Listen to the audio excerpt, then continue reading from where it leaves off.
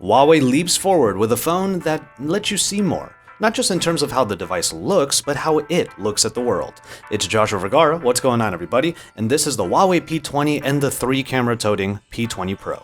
Prepare for some double takes because this phone comes with what Huawei calls the Twilight Edition. There are plenty of other colors like black, gold, blue, and a pink gold, but we think that this one is going to be the one you want to look at. The Twilight Edition, we wouldn't be surprised if you called it a Unicorn Edition, has this smooth gradient from blue to purple, and it's a very unique look that we haven't seen in pretty much any smartphone. Rounded corners and the unique screen experience put all of these together into one attractive package.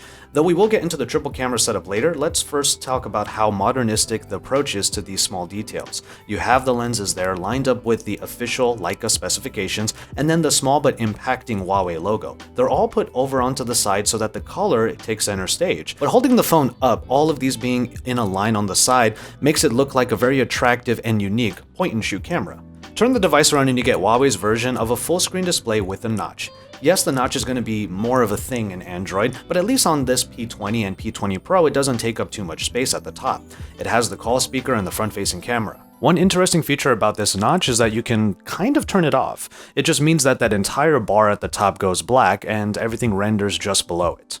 Of course, this is at the top of the display, and then below it, you do get a little bit more bezel because they're still trying to put the fingerprint reader there. Huawei did want to have some continuity from one P device to the other, so the fingerprint reader returns, and it can be used as the home button, or rather the navigation button for all of the actions if you turn off the soft keys in the software.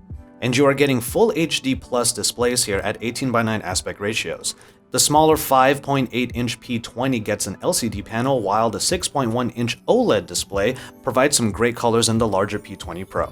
There are a few other differences under the hood, but all of these phones get the Kirin 970, but the Pro Edition gets 6GB of RAM over 4, and its battery is much larger. It has a 4000 mAh battery compared to the P20's 3400. And for phones this thin, it's interesting that they were able to get that much battery in here. And of course, tying it all together is the EMUI, which if you have used it before is probably going to feel pretty familiar. It is updated to Android Oreo and comes with a lot of different options. Like we said before, you can turn off the soft keys and just have a navigation dock or use the fingerprint reader at the bottom to go back, home, or to the recent app screen. And then you have other options like dual apps that are things that we've seen in previous editions of EMUI.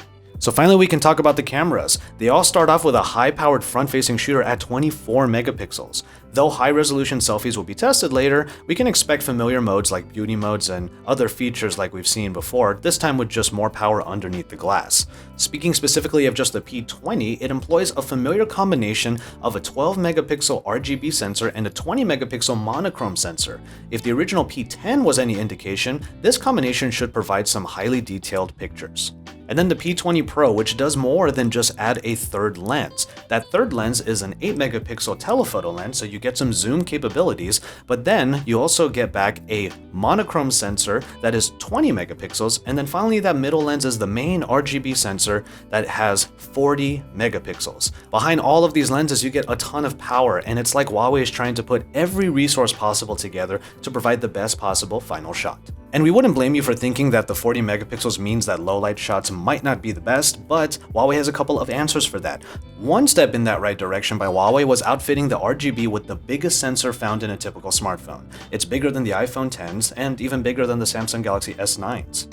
And there are a ton of options for this number of lenses, but usability is taken into account using Huawei's AI engine. This time around, compared to the Mate 10 Pro, there are more scenes built in, and the auto camera is always looking for what kind of scene you're shooting so that it can change the settings accordingly. This is something we already tested where we brought it up to somebody's face, it detected the face and then turned on the portrait bokeh mode, and then when we moved it over to a plate of food, it changed the colors up, turned off the bokeh mode, and we suddenly got the food mode.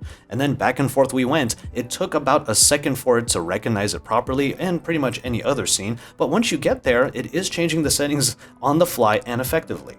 So if you're worried about having so much power here that you have to get all of the settings just right, Huawei's trying to make sure that that guesswork is taken out of the equation. Coming back to low light quality, the lack of optical image stabilization was a concern for us, but Huawei had an answer for that as well: AI-assisted stabilization.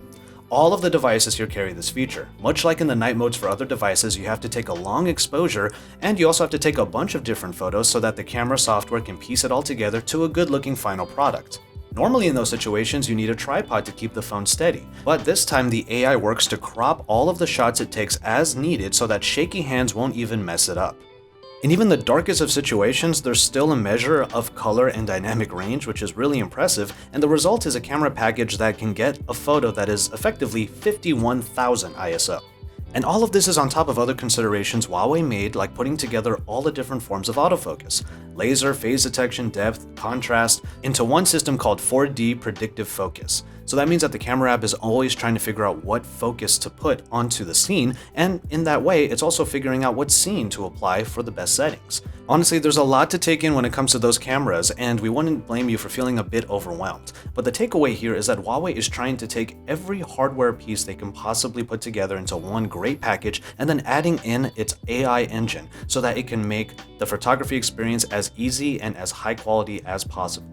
And of course, we're going to put the P20 and P20 Pro up against the likes of the Samsung Galaxy S9 and the S9 Plus, and you can see those comparisons here at Android Authority once we get down to our review process. So if you guys are as excited as we are about this phone, whether it's about the camera or the color of the phone, or even any of the features and just the way it looks, you can head into the comments down below and let us know what you think. We'll be in the comment section responding to what we can, and then some of the top comments might be put into a piece of content later on. So keep it tuned to Android Authority for more about the P20 and the P20 Pro, Huawei's latest flagship that is a very exciting prospect, and you can also stay tuned for all of the great coverage we do here at Android Authority and over at androidauthority.com, because we are your source for all things Android.